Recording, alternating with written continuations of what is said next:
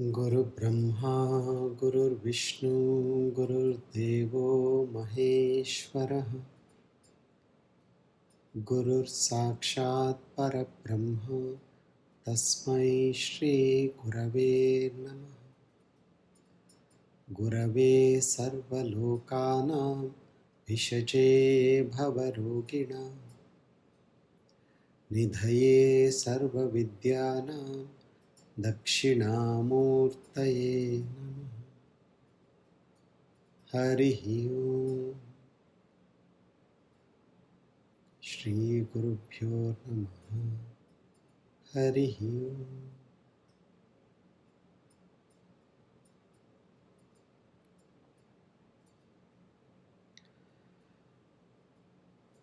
Yogena Chittasya Padena Vacham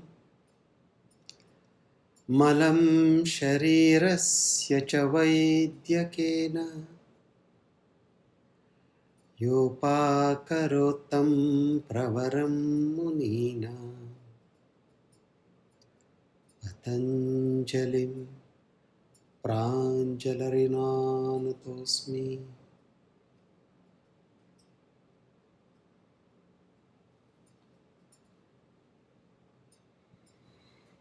So in the first session we saw Patanjali directly get into the topic. He said Atha Yoganushasanam. He said, now let me take you into the discipline of yoga.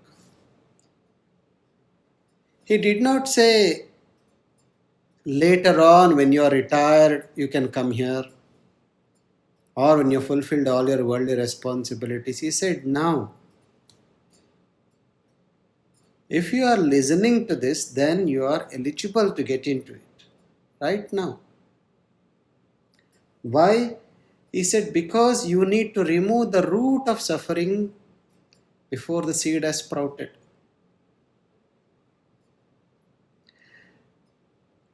Suffering exists in the seed form as a karma shaya in you, and if you don't attend to it skillfully, it will sprout and will make you experience it.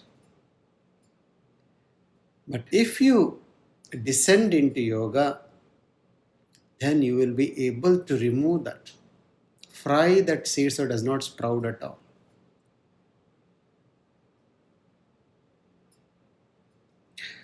And after telling you to get into the discipline of yoga, he defines what is yoga. He says, Yogas chitta vritti nirodha. Yoga is nothing but the skillful handling of the cyclical tendencies of the mind. What are these cyclical tendencies? There are 5. Proof, wrong knowledge,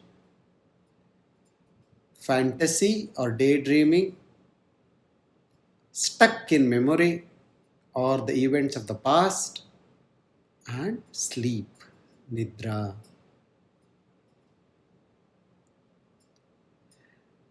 Every activity of the mind consumes your prana. So when you manage the activities of the mind, then you conserve a lot of prana, and with that level of prana, you'll be able to experience the higher realms of existence. You'll be able to appreciate the reality as it is, not as the mind shows you.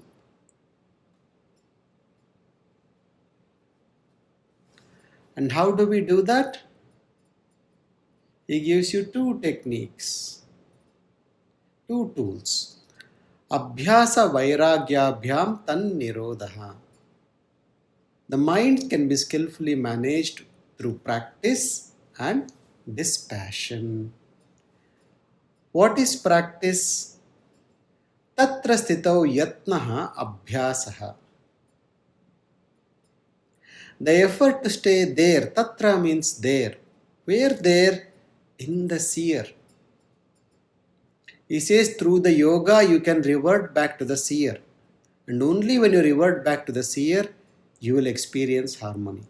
Otherwise, you are lost in the tendencies of the world. So he says the effort you make to bring your awareness back to the seer, That is abhyasa. And when will that skill come to you naturally? When will it become a natural process in you to be established in the seer always? Only when you practice this. Practice this withdrawing again and again. Every time you are lost in the world, suddenly saying, oh, that is an object. I am the witness of the object. Anything happening in the body, oh, my body is also an object. I am able to witness what is happening in the body. Again and again, remembering the seer and reposing in the seer over a long period of time. Because mind automatically keeps going out, you bring it back, you bring it back. So, Satu Dirga Kale Nairantariye Satkara Sevita Duda Bhumika. When you practice, when you initially learn how to bring the mind from the scenery to the seer and then keep it there again and again and again over a long period of time without interruption, and if you do this with honor, honor means with total attention, dedication to it, then it becomes very natural to you. Like, for example, the way you remember you learned swimming or cycling or driving a car or cooking. Over a period of time, you practiced it with awareness, without a break. And then suddenly it became natural to you. Now you don't have to actually constantly be mindful of what you are doing, but still you are able to achieve the end result. Similarly, it becomes natural to you to be established in the self, and you have experienced this. For the 2-3 days after a silence program, you will notice that your attention is constantly on the breath moving in and out. Without any effort, it is automatically happening. So if you keep on doing this over a further period of time, then it becomes natural to you. What is Vairagya? Drushtanushavika Vishaya Vitrushnasya Vashikara Samya Vairagyam. The craving is for something which you have already experienced, or you heard about the experience and you want to experience. When you are free from these two cravings, craving for the experiences which are already been experienced by you and you want to repeat them because you found some joy, or you heard about some joy, some pleasure, and you want to have it. Freedom from these two cravings is dispassion. Tat param purusha kyatehe guna vaitrishnam. That being is considered to be ultimate, who is not only free from the craving for the pleasures of the senses, but also from the impact of the gunas. When he is free from the impact of the gunas also, which will happen as a byproduct of your continuous practice, that person is the ultimate being. Among the humans whom Krishna and the Gita calls the Purushottama. So that Purushottama is one who has attained freedom even from the gunas. Why? The gunas are the ones which propel your desires. Gunas are the ones which push you into action. And it is through the gunas and the actions which generate the impressions which keep you in these cyclical tendencies. And through Abhyasa and Vairagya, you are able to rise above them.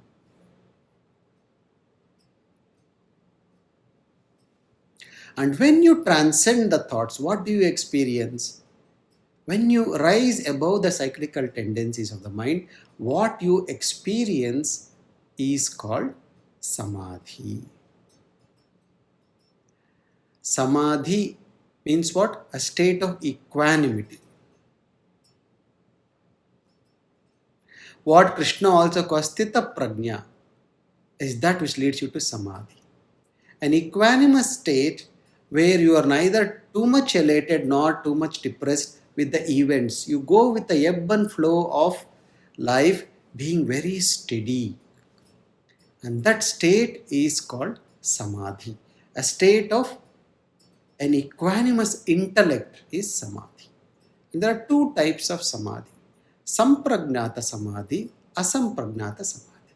What is Sampragnata Samadhi? Prajna means thought, awareness, attention. Sampragnata Samadhi is Vitarka Vichara Ananda Asmita Upanugamat Sampragnata Samadhi. The equanimity which you gain through proper reasoning, proper inquiry, happiness, and getting a true sense of who I am. When these four dawn on you, the equanimity that comes in you, which is through the thought. In this equanimity, thoughts are present, but because you have practiced the proper logic or the right inquiry, what is right inquiry? And dissociating, disconnecting yourself with the happenings of the body and the mind and saying, no, that is not me. Is this me? Is what is happening in the body is me? No, no, it's happening in the body. Is what is happening in the mind is me? No. What are my feelings? What is happening at the emotional? Is it me? No. These are all some things that are happening in me, but that is not me.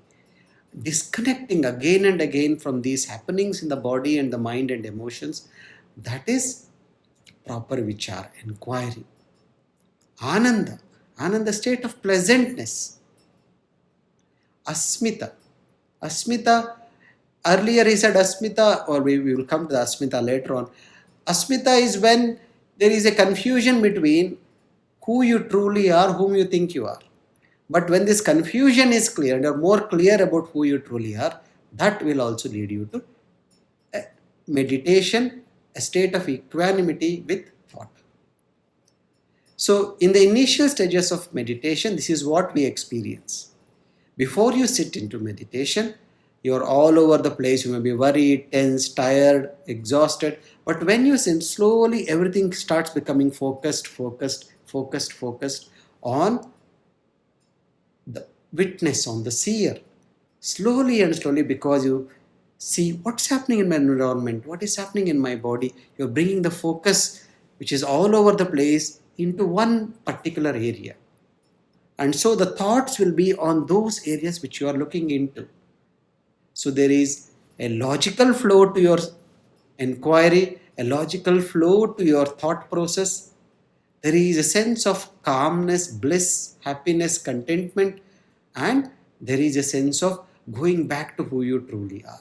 That type of meditation, samadhi, is called sampragnata. What is asampragnata? Virama pratyaya abhyasa purvaha samskara sheshaha anyaha. So asampragnata is a state where there is no active thought process. The thoughts still come and go, but these are not generated by you or by you making any effort. These are completely random. These are called disconnected thoughts.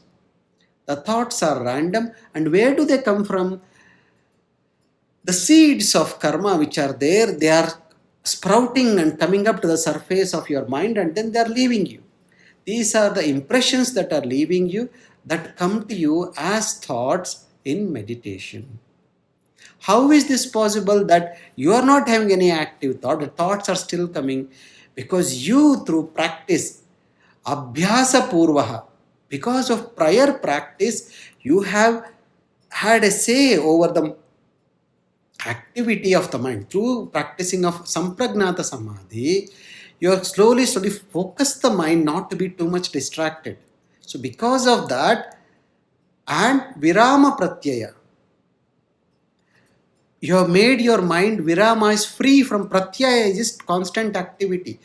Through previous practice, you have freed your mind through the innate restlessness or moving around and distraction.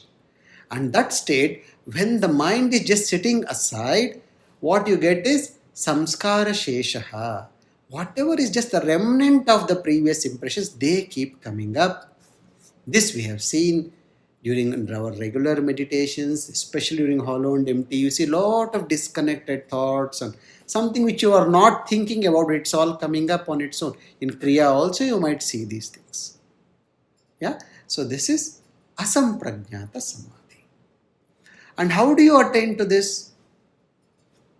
Bhava pratyayo videha prakriti layanam. See here, as if a matter of fact, Patanjali is saying those without a body, how they get into this. So he says that there are individuals without a body. The body is just something which we have to carry to move through your prarabdha karma. If you don't have a prarabdha karma, you can exist without the body. He says those without the body, videha, and then prakriti layanam bhava pratyaya. If you are able to lose yourself in any aspect of existence, like for example, you heard about Ramakrishna Paramahamsa, he would get completely absorbed in the divine Devi form, completely unaware of the world outside. So he is seeing divinity in a form, but in that form he has dissolved. Laya means dissolving yourself. He has dissolved, his individual identity is dissolved in that form. Sometimes people are singing in satsang, suddenly the singer disappears, only singing remains. Or when you are dancing 100%, when you get into the dance, the dancer disappears, only the dance remains. Those with these abilities to just completely merge into the activity, whatever external, they can attain to it just by intention. By pure intention, they can get into this state because they have got this ability to transcend the mind easily. If you are always stuck in the mind, then you are singing, you are thinking, oh, what somebody is thinking about my voice. You are asked to dance, and then when you are starting to dance, suddenly you become, oh, maybe somebody is judging me. You are judging yourself and you are judging others, but you think somebody else is judging you. In that state, you are not able to dissolve yourself because stuck in the mind. Sometimes, during Shivaratri and during Puja, you will see Gurudev getting into that bhava of divinity. That when you dissolve all this, you dissolve and get into that bhava pratyaya. That's why you see even people who don't practice any spiritual practice, some people by their innate nature, you will see that during some pujas and stuff, they invoke that divinity can get invoked in them. How? Because they are able to allow that to happen. They are able to let the mind aside. Yeah. So bhava pratyaya videha prakriti layanam. Those without the body and those who are able to lose themselves in any aspect of the prakriti, they are able to get into this samadhi, equanimity, just by intention. Just when they want to, they can get into it. What about the others? Shraddha, Virya, Smriti, Samadhi, Prajna Purvaka Itaresha. Itaresha means for the others, however, don't lose hope. There are ways. How? Shraddha. Shraddha literally means faith, but here it is given in the meaning of focus. By being able to focus. Virya, by conserving energy. All our energy is being drained through pleasures, through worries, through talking. When you conserve this as you do in a silence program, when you conserve your energy by paying attention to the discipline of food, company, talking and your practices, and you do more intense practices, the energy rises and that high energy also can take you to samadhi. Smriti, this is wonderful. Remembering that state when you are in that, you had an experience of samadhi, just remembering that state also will take you there. Smriti is enough. Whatever you remember, that shape your consciousness starts taking.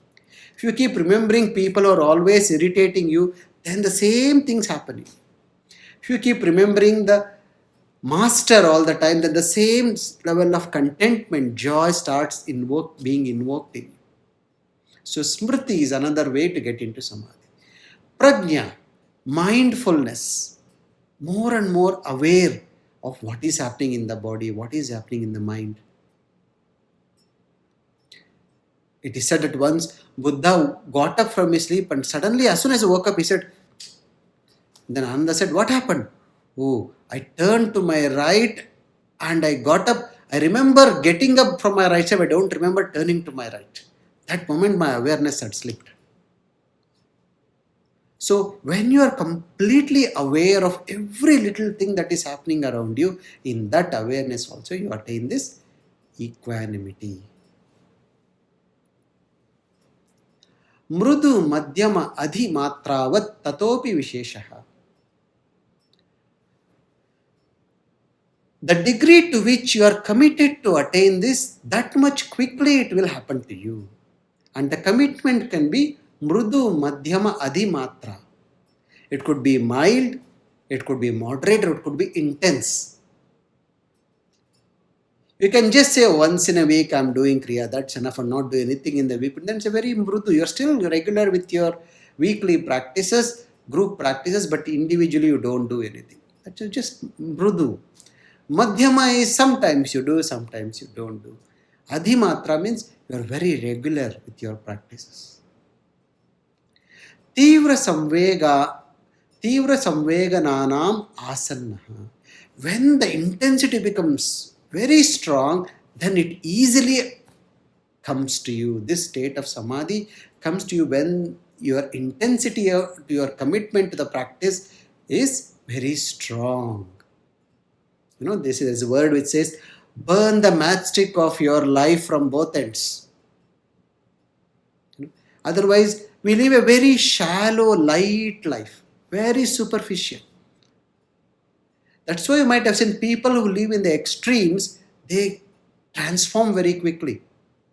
You heard about how a dacoit became Valmiki. You also heard about the story of Tulsidas, how one sentence of his wife suddenly transformed him. A person who was so much immersed in lust suddenly converted that whole lust into devotion. The love for the body converted into love for the divine. So when you live intensely, even in the world, that intensity can be directed towards something else. So tivra samvegananam, intenseful living, intensity in life will help you to transform quickly, to attain samadhi easily. Ishvara pranidhanatva. For some people, without the practice also it happens. If you ask Gurudev, he says, I was born like this, I didn't do anything. So for some people, just through grace, that thing opens up and then they blossom. They're fully blossomed when they enter this planet. Whereas many others, they go through gurus, they go through ups and downs, they go through a phase of confusions. And one day suddenly it happened to Buddha. Buddha was not born fully blossomed. If you read the biography of Osho, you will see like that. But there are people like Ramakrishna Paramahamsa, maybe Gurudev. For them, they did not need too much of guidance or any much of intense practice. It was almost there, suddenly it opened up, and the presence of somebody, it all opened up. So, Ishvara Pranidhanatva, this clarity can come to you, the equanimity can come to you through grace as well. Then it describes, what is this divinity? When you get into samadhi, what is it that you experience? You experience what you are, and in the deepest core, you are nothing but divine. And what is this divinity? Klesha, karma, vipaka, ashaya, aparamrushtaha, purusha visheshaha, ishvaraha. What is God? That consciousness which is free from klesha, suffering or misery, karma, action, vipaka, the consequence of actions, ashaya, the desire to act, the intention to act, that being, that special being is Ishvara. In deep sleep and in deep meditation, we are divine. We follow all these criteria are ticked by us.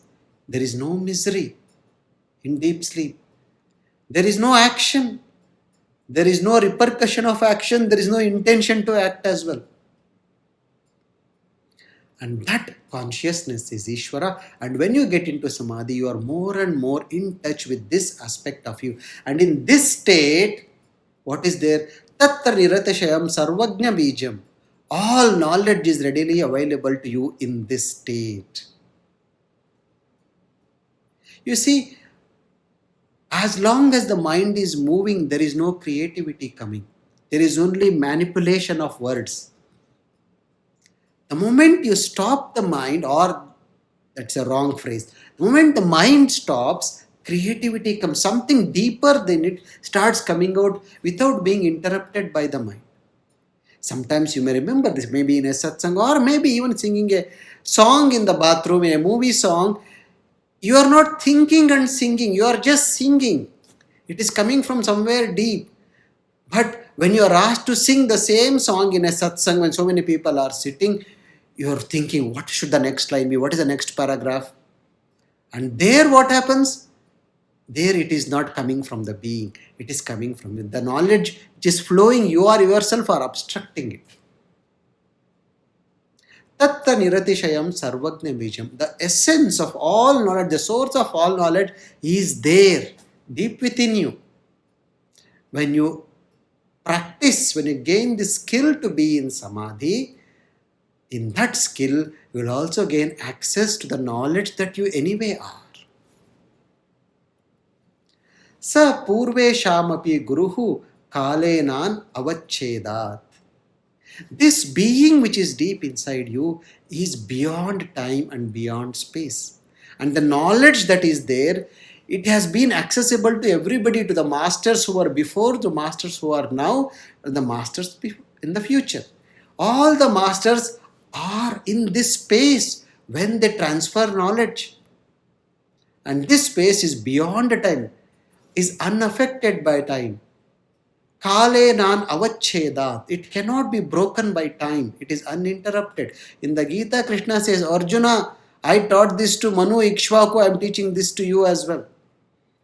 The source of this knowledge is not interrupted by time.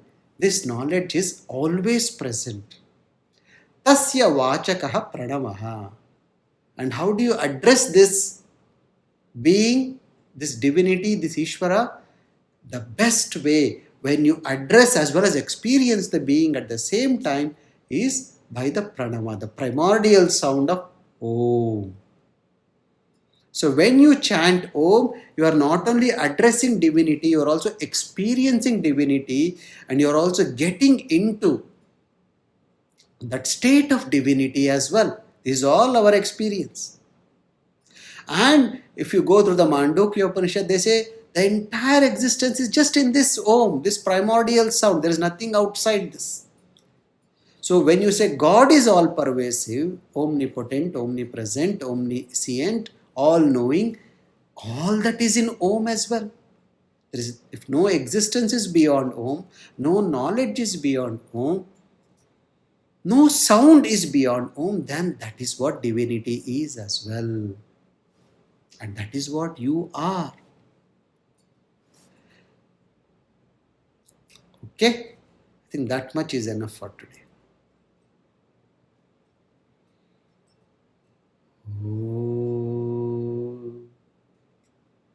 Sahana vavatu, sahano bhunaktu, sahaviryam karavavahai, tejasvinavadhitamastu ma vidvishavahai.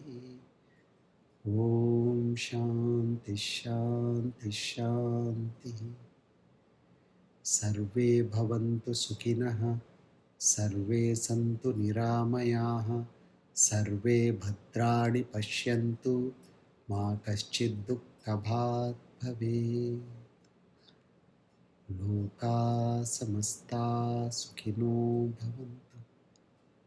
Loka samasta sukhino bhavantu.